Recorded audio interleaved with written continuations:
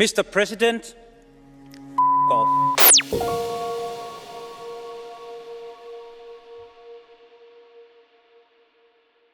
ఇప్పుడు రీసెంట్‌గా ట్రంప్ ఏమంటున్నారంటే గ్రీన్‌లాండ్‌ని ఆక్రమించుకునే ప్లాన్స్‌లో ఉంది ఇప్పుడు యూఎస్ఏ అనుకుంటూ అన్నారు. దీని మీద మీ అభిప్రాయం ఏంటి సార్? కొందరు మనుషులను అర్థం చేసుకోవడం చాలా కష్టం. డొనాల్డ్ ట్రంప్ అర్థం చేసుకోవడం ఆ రకంగానే. అసలు ఏమీ లేని సమస్యను సృష్టించడం ట్రంప్కే దక్కింది. గ్రీన్లాండ్ ఖచ్చితంగా పాశ్చాత్య దేశాలకి, ప్రజాస్వామ్య దేశాలకి, స్వేచ్ఛాయుత సమాజాలకి చాలా అవసరం. అది చైనా చేతుల్లోనూ, రష్యా చేతుల్లోనూ. అందులో ముఖ్యంగా అవుతుంది ఆర్కిటిక్ ధ్రువ ప్రాంతంలో కొన్ని వేల సంవత్సరాలుగా మంచుతో కప్పున్నాయి.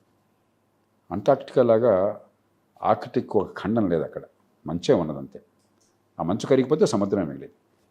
కాబట్టి ఏమవుతుంది, మీకు చైనా నుంచి కానీ సైబీరియా ద్వారా, జపాన్ సైబీరియా మధ్య నుంచి, లేకపోతే ఇప్పటి రష్యా నుంచి కానీ కెనడాకి, అమెరికాకి, పశ్చిమ యూరప్కి అందరికి కూడా వాణిజ్యం జరగాలంటే ఆ షిప్పింగ్ రూట్స్ సాధ్యమవుతాయి.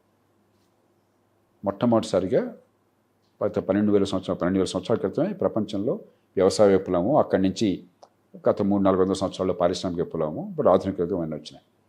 కాబట్టి మొట్టమొదటిసారిగా మానవ చరిత్రలో ఆ ధ్రువ ప్రాంతాల్లో వాణిజ్యం సాధ్యం. జరుగుతుందా 20 ఏళ్ళకో, 30 ఏళ్ళకో, 50 ఏళ్ళకో చూద్దామని ఏమవుతుందో. ఈ కారణంగా అక్కడ అటు యూరప్కి, ఇటు అమెరికా, ఉత్తర అమెరికా ఖండానికి మధ్య కరెక్ట్గా ఉన్నది గ్రీన్లాండ్. కానీ పూర్తిగా అమెరికాకి, అమెరికా మిత్ర దేశాలకి గ్రీన్లాండ్ మీద పూర్తి పట్టున్నది. అది పేరుకి సార్వభౌమత్వం ఎవరిది అక్కడ, సావరెంటీ అని చెప్పి అంటాము, డెన్మార్క్ది. డెన్మార్క్ ఎవరు? అమెరికాతో దీర్ఘకాలం చాలా ప్రగాఢమైన సంబంధాలుండి నేటో అనేటువంటి రక్షణ కూటమిలో భాగస్వామి అయ్యి పూర్తిగా అమెరికాకి సన్నిహితులుగా, మిత్రులుగా ఉన్నటువంటి దేశం.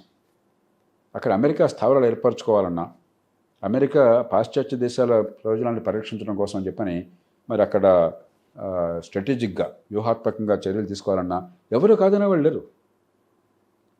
కాకపోతే పేరు, జెండా ఎవరిది ఉంటుంది, పేరు ఎవరిది ఉంటుందో తప్ప మిగతా తేడా ఏం లేదు. కాబట్టి ఏమీ లేనటువంటి సమస్యను సృష్టించి మేము దాన్ని ఆక్రమించుకోవాల్సిందే. నువ్వు నా మిత్ర దేశమే కావచ్చు, మీకు నాకు అన్ని రకాలుగా సౌవిధ్యం ఉండొచ్చు, మరి మనందరం కూడా ఒకే రక్షణ కూటమిలో ఉండొచ్చు, నేటోలో ఉండొచ్చు, కానీ నేను నీ దగ్గర నుంచి లాక్కోవాల్సిందే. అది చాలా విచిత్రమైన ధోరణి. అది డొనాల్డ్ ట్రంప్ కనిపించేది ఇప్పుడు real estate and real estate వ్యాపారి.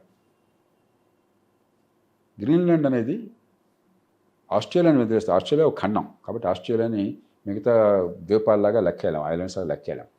ప్రపంచంలో ద్వీపాల్లో ఆస్ట్రేలియాని మినహాయిస్తే అతిపెద్ద ద్వీపం, 21 లక్షల చదరపు కిలోమీటర్లు. అంటే మనం అర్థం కావడం కోసం ఏంటంటే భారతదేశం 32 లక్షల చదరపు కిలోమీటర్లు విస్తీర్ణం. ప్రపంచంలో 5వ పెద్ద దేశం విస్తీర్ణం రీత్యా. పెద్ద దేశం ప్రపంచం నెంబర్ 1 రష్యా, తర్వాత కెనడా, తర్వాత అమెరికా, తర్వాత ఆస్ట్రేలియా, బ్రెజిల్, చైనా. ఈ 6 ఉన్నాయి. ఏడో పెద్ద దేశం. ఈ 6 దేశాల తర్వాత ప్రపంచంలో 7వ పెద్ద దేశం ఉంది. మన తర్వాత బహుశా అతిపెద్ద దేశం అయినట్టయితే గ్రీన్లాండ్ కావచ్చు, 21 లక్షల చదరపు కిలోమీటర్లు. తర్వాత ఇందాక నేను చెప్పిన కారణంగా స్ట్రాటజిక్గా సరైనటువంటి స్థానంలో ఉన్నది. సరే, అక్కడ కొన్ని వందల మీటర్లు, వేల మీటర్ల లోతున అక్కడ మంచు ఉంటుంది, ఐస్ ఉంటుంది, ఐస్ క్యాప్స్. అవన్నీ కరిగిపోతే కాలక్రమేణా లోపల ఖనిజాలు చాలా ఉండొచ్చు. కొన్ని ఉన్నాయి, కొన్ని ఉండొచ్చు, ఊహించడం. దీని మీద ఆధిపత్యం కావాలని కోరుకుంటున్నాడు. ఈ ప్రయోజనాలన్నీ కూడా దేశానికి అక్కడ జెండా పెట్టకుండానే, ఇది నా దేశం అని ఆక్రమించుకోకుండానే అవన్నీ సాధ్యమవుతుంది. ఎందుకంటే మిత్ర దేశం అది. అమెరికాకు బలమైన వ్యాపార సంస్థలు ఉన్నాయి. ఈ పాశ్చాత్య దేశాల వ్యాపార సంస్థలు అక్కడ చెప్పుతున్న మినరల్స్ని తీసినా, మైనింగ్ చేసినా, ఇంకేం ఉపయోగించుకున్నా వాళ్ళే ఉపయోగించుకుంటారు. ఇంకో మిగతా వాళ్ళకి పెద్ద అవకాశం రాదు. కాబట్టి లేని సమస్యను సృష్టించుకుంటాడు ఆయన. కెనడా కూడా మీకు గమనించుంటారు, గుర్తుందో లేదో, కెనడా అమెరికాకి అత్యంత ప్రగాఢమైన మిత్ర దేశం. అమెరికన్లకి, కెనడియన్ పాస్పోర్ట్, అమెరికన్ పాస్పోర్ట్ ఉంటే మీకు బార్డర్ అనేది పేరుకే, అలా వెళ్ళిపోవటమే సరాసరి. అక్కడి నుంచి అక్కడికి పూర్తిగా ఉత్పత్తులు ఉంటే రోజు అటు నుంచి ఇటు లక్షల మంది నడుస్తుంటారు.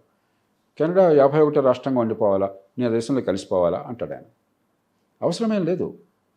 అంత రియల్ ఎస్టేట్ మ్యాప్ తప్ప ఇంకోటి ఆయనకు కనిపించదు. లేని సమస్యను సృష్టించుకుని అటు అమెరికాని, ఇటు పాశ్చాత్య ప్రపంచాన్ని, అటు ప్రపంచం మొత్తాన్ని కూడా అనవసరమైన సంక్షోభంలో నెట్టడం అనేది అలవాటైపోయినది. దానిలో భాగంగా దీన్ని చూడాలి.